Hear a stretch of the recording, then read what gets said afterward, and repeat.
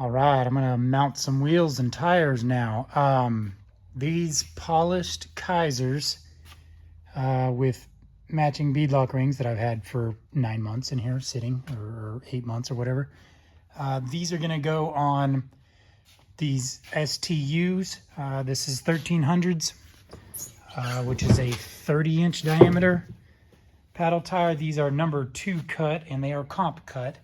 I'm going to put those on this blue car that I'm building for my son with Razorbacks in the front. That goes in the front. So, all right, so the naming for STUs, it's weird. And if you don't know, you know. You don't know. If you know, you know. That's just kind of the way it works. It's hard to make sense of it. So the STU, even though the tire says Padla Trak, almost nobody calls these Padla Traks. This is called a 1300. And what that means is 13.00 inches wide. That's how wide this tire is supposed to be once it's mounted. Almost all of the STU Padla Traks are 15-inch wheels. So that's why, like, this says 1300 or 13.00-15.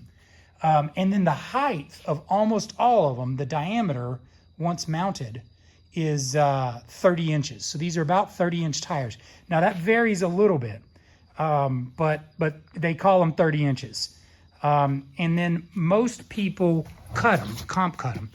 Okay, so another thing about STU carcasses. When they mold this tire, the 1300, it actually has 32 blades on it. Yeah, 32 blades or paddles. And whenever you buy them, you order number 1 or number 2 paddles. And what that means is they cut off every other paddle. So these are number 2s. It's hard to tell because they're dirty. But it says Padla Trak 2. So what they did when I ordered these is I ordered number 2s that are comp cut. So they cut off the number 1 paddle and then they cut out some more of the carcass. I've had these for a long time. I've had these for like 5 years. So they are used. I had them on another car a long time ago, and then I set them on the shelf. So they're comp cut, and that's why you can see these bands. In my opinion, these are cut a little too deep because you can actually see the bands inside the carcass. So the good news is they're really light. That's the whole reason you comp cut a tire. The bad news is you can almost see the air through them. I mean, they leak. I put some of the Dune juice in them to help, so that helped a lot, and I'll show you that stuff later. So these are 30-inch rears. Now the fronts, the Razorback is not really a match for the 1300s. I prefer a Razor style, or what I call like a rudder style front tire. So, you know, it's just a smooth tire, but then it has these ribs that kind of act as rudders in the sand for you. I like that. I like that a lot. I prefer that over a full smooth front tire, or the tires like these Desert Traks that have, you know, paddles up front. The Tribute does the same thing where you have kind of a paddle up front. Okay, so the Razorback, it's a 15-inch wheel, but it's actually like a 31.5-inch diameter, so it's quite a bit taller. Not a lot, but, you know, an inch and a half taller than the rears. So if I'm ever running in four-wheel drive, it could be putting some stress on my drivetrain. Or what it really is going to do is just going to spin the fronts constantly. These tires don't necessarily get traction in the sand anyways, so that's not really a problem. It's just that the point is your fronts are a larger diameter than your rears. Don't take this measurement, this comparison here, because they don't have air in them, so it's not a good comparison. But the point is that the fronts are larger diameter, and when I'm running in four-wheel drive, the fronts and the rears are spinning at a slightly different speed. But like I say, I like that tire combo. I'm gonna run it. Once I get them on wheels, the fronts get wider, so they actually get stretched out, and the rears get narrower, so they actually get taller, and the fronts will get shorter whenever as far as the diameter goes. But so I'm gonna mount these up on those polished Kiesers for the blue car, or for the blue YXZ for my son.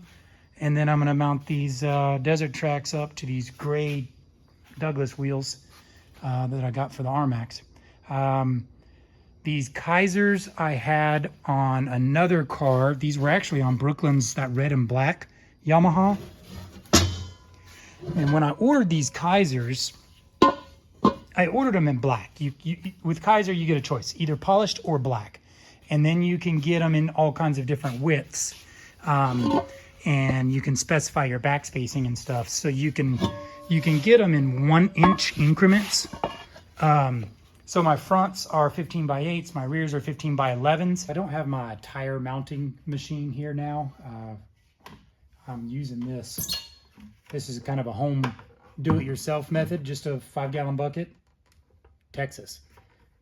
And 15-inch wheel, 14-inch wheel, I think, just sets right on it, no big deal.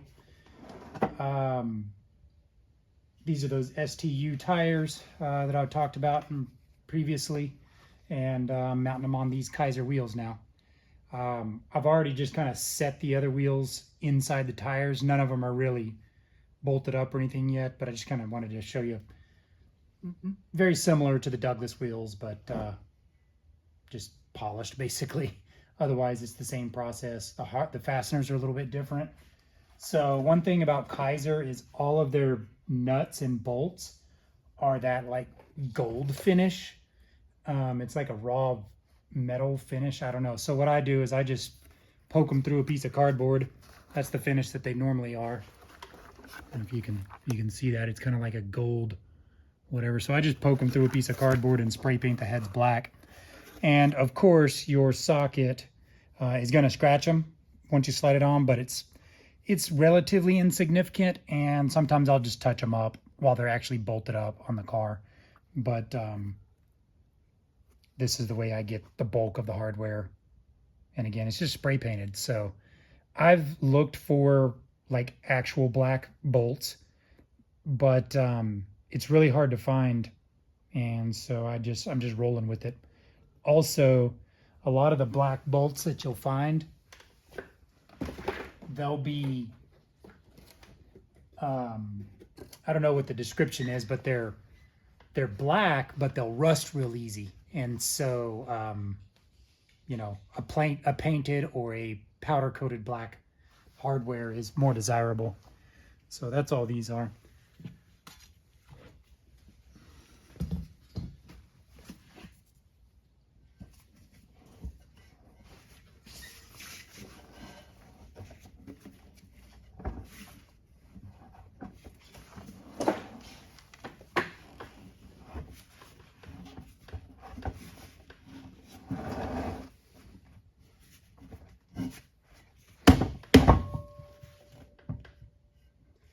So you're just trying to get it centered best you can. The ring kind of helps seat it, kind of helps center it up. So just get it close. There's a little bit of a shoulder on the wheel. And then get your ring in and just start putting in the bolts. The bolts don't feel like they're long enough at first, but they really start to clamp down that quite a bit.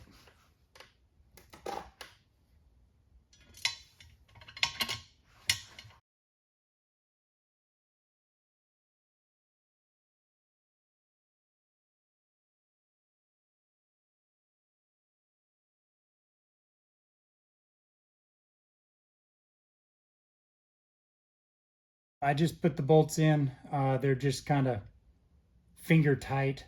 Just got them all started. Now I'm going to use my Handy little impact on the softest possible setting, as easy as possible.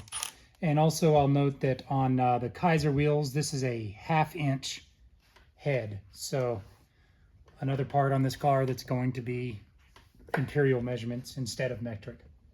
So I'm just going to go in a kind of a cross pattern the best I can.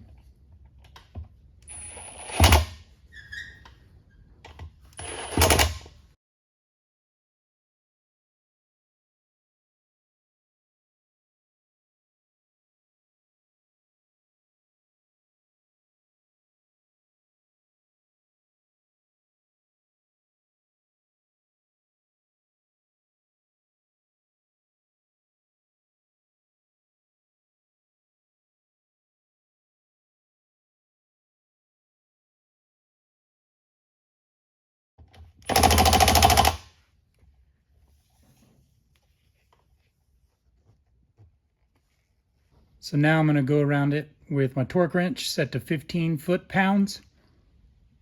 And that's kind of loose. And then I will go around again at 20 or 25 foot-pounds. I will double check the paperwork that came with the Kiesers, but I believe it says 15 to 25 foot-pounds. I'll check that. In my opinion, you should set it at the lowest torque value that holds air for your riding conditions. So since I ride in dunes, I'm thinking 15 foot-pounds is probably going to be sufficient. Might need to be more like 20 because I run really low air pressure, like 10 pounds. And then it's in a soft material, you know, soft sand. So if I were riding rocks, I would probably do higher torque.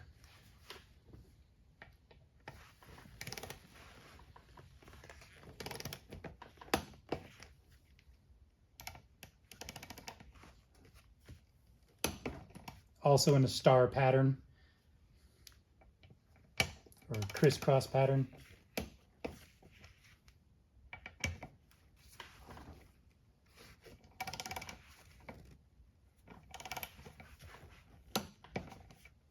The bucket wants to spin on me, so I'm having to kind of hold the tire.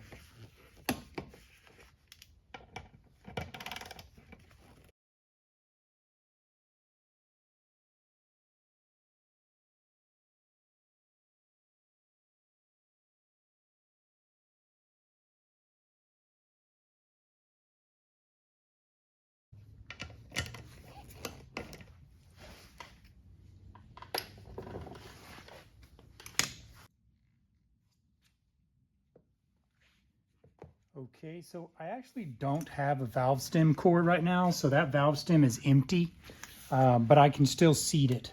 So I'm just going to fill it with air and seat it, and I can make sure it's going to hold air. So all you're really seating is the bead on the back of the tire. The wheel. So this is what it looks like on the back right now. The bottom of the tire isn't quite, or isn't touching the bead. And so what you're going to do when you're filling it with air is you want the tire to come all the way to the bead and fill. That's why the bucket, which is holding the middle on the bottom, it's putting weight on the wheel, not on the tire, because you need the tire to fall. So that's the point of putting it on a bucket. Or like I was using that tire machine earlier. You can't just do this with the tire laying on the ground because the tire won't fall onto the wheel bead. So again, pretty low PSI.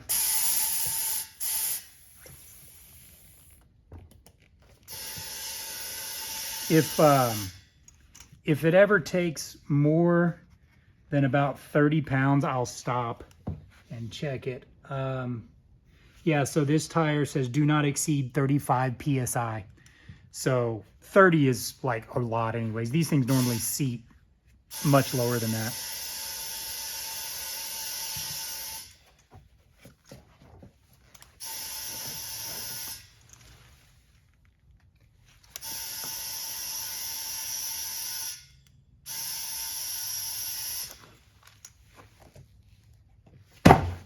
Yeah, So it already seated. It didn't pop, it just slid down.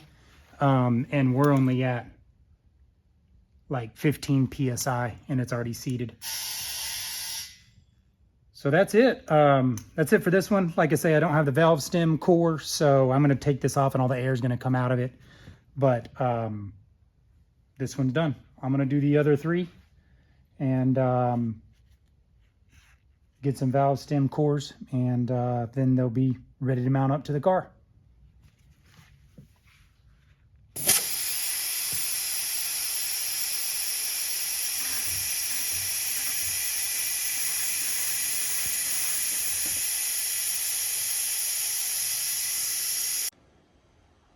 All right, so I got them all bolted up, mounted up. I just want to show you these valve stems. These are the cores that go in valve stems. If you've never done this, it's really easy. This is a little valve stem tool that's available at any of your auto parts stores. I think I get it at O'Reilly's or something like that. Just these little cores are what screw into the middle of valve stems in order to seal up the air. And it's kind of, it's just a one-way valve so that when you connect an air hose, it fills it up. So just got to make sure it's clean. They will leak if there's a little bit of dirt or something in them. So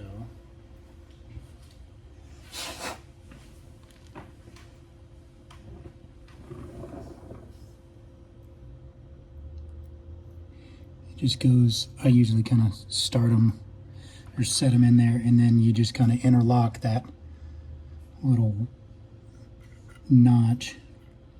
So there's real fine threads on the inside of your valve stem. These wheels I had removed and had them polished, so that's why the valve stems were out of them, and I'm just putting in new valve stems with new cores right now. Normally these are already installed when you buy new wheels.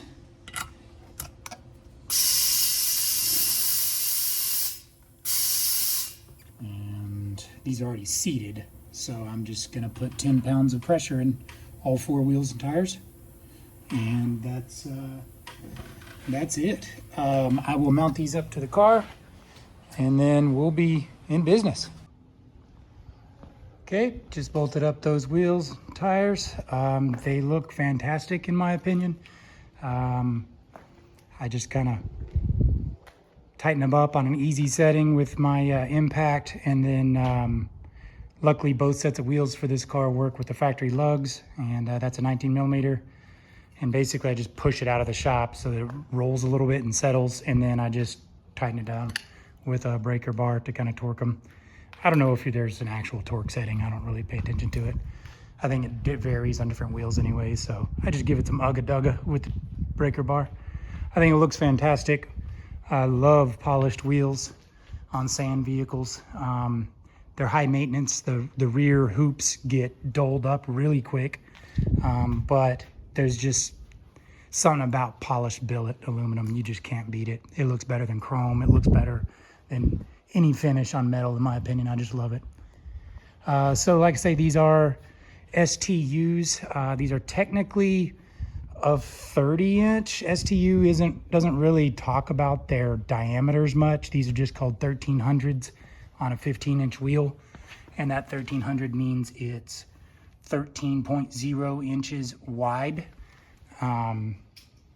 And like I say, these are race cut, comp cut, so that means the center section is stripped down. That's why you can actually see bands in the rubber.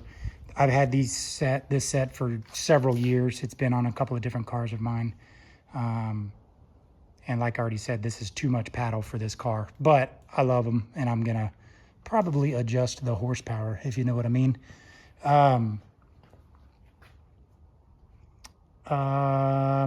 What else? The diameter of the fronts, I think, is actually called a 31.5 inch Razorback. Razorback is not necessarily a match for 1300s in the back. So I think the fronts are 31.5, but I don't know if that means to the carcass or to the rib.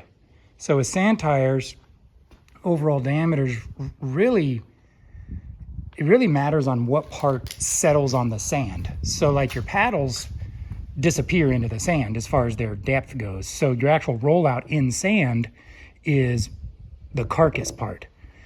And, you know, like as you see here on the pavement, see how that rib is kind of holding this back part up? Well, in the sand, it would absolutely bury this last rib. So it makes a difference, whether it's on pavement or in sand, and whether there's weight on it or not. So the good news is the sand is forgiving enough that if I'm running in four-wheel drive and my fronts are an inch bigger than my rears, it's really not that big of a deal. I don't run in four-wheel drive ever. If I'm stuck, or maybe if I'm in the trails, I'll whip back and forth in four-wheel drive. This car is much better suited for four-wheel drive because they are matched front and rear paddles. These are race cut, or I guess I'd say comp cut SS360s, 32-inch models all the way around. So they are a larger diameter than the STUs on the blue car. That's pretty noticeable whenever the cars are side by side. But this red and black car is awesome in four-wheel drive. It's fun. It rides on rails. If you drive it in two-wheel drive, you lose the ass end a lot. It slides around, but that's part of the nature of having a you know, short paddle. Anyways, I just noticed I don't have my center console piece back on. I took it off to charge the battery, but here they are. They've been dubbed Fire and Ice by my kids' mothers. So Brooklyn's car and Carter's car, their mom Shauna, called them Fire and Ice. So I think that name's gonna stick. We'll get some night shots out there with all the lights on and everything. It's really pretty. But I'm really excited to ride. I'm loading up right now. Catch me at Little Sahara, Oklahoma. So I'm out here at the sandbox at our dunes spot out at Little Sahara, Oklahoma. And one of my tires goes flat overnight. So I'm gonna put in, I call it dune juice. This is from Dune Land. I guess they call it Super Juice Tire Sealer. Anyways, they sell it in bottles. They'll ship it to you in a little baggie, and it says to use 8 ounces per tire for a side-by-side, 16-ounce bottle. So I'm going to split this between my 2 rear tires. So in order to do this, there's a little tool. Thank you. I got some handy assistance here. Hello. Hello. So just have your, you need a valve stem tool. And this is going to blow all the air out of the tire. Be careful not to shoot your valve stem core out and lose it.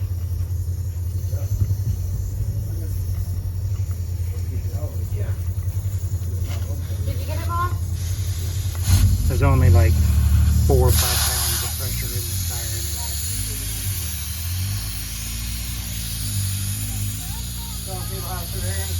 Yeah.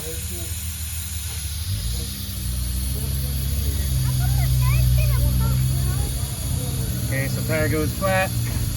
Now I'm going to hold that for me. Just point it right there. Come on. And I'm just going to cut our top off. And all we do now is fill. Where's our napkin? Let me get one of these.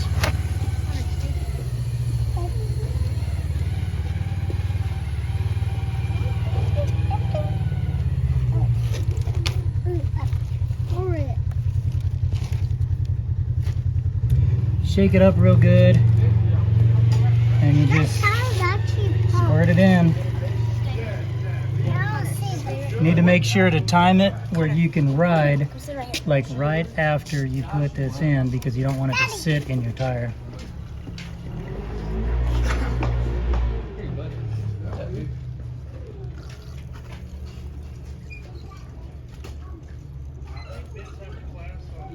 Yeah, he is.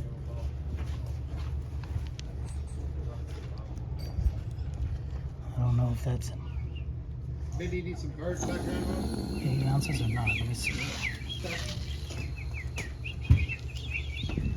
Yeah, my birdies aren't around me like at home. So I got Moss over there birding. I can't tell if that's 8 ounces or not. Let's squeeze the bottle.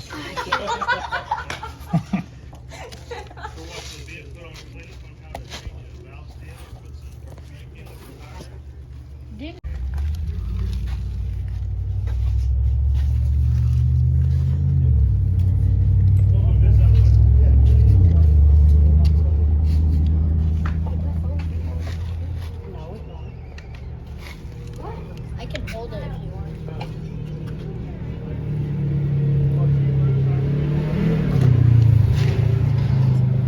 Okay, so that's one tire.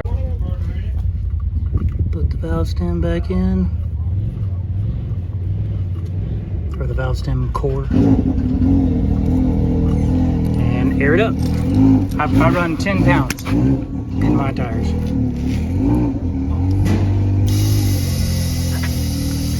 So I'm gonna do the same thing on the other side and go ride.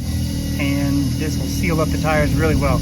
In my experience, it seals up beadlock leaks also. So I'm Where's the flag? always happy about those.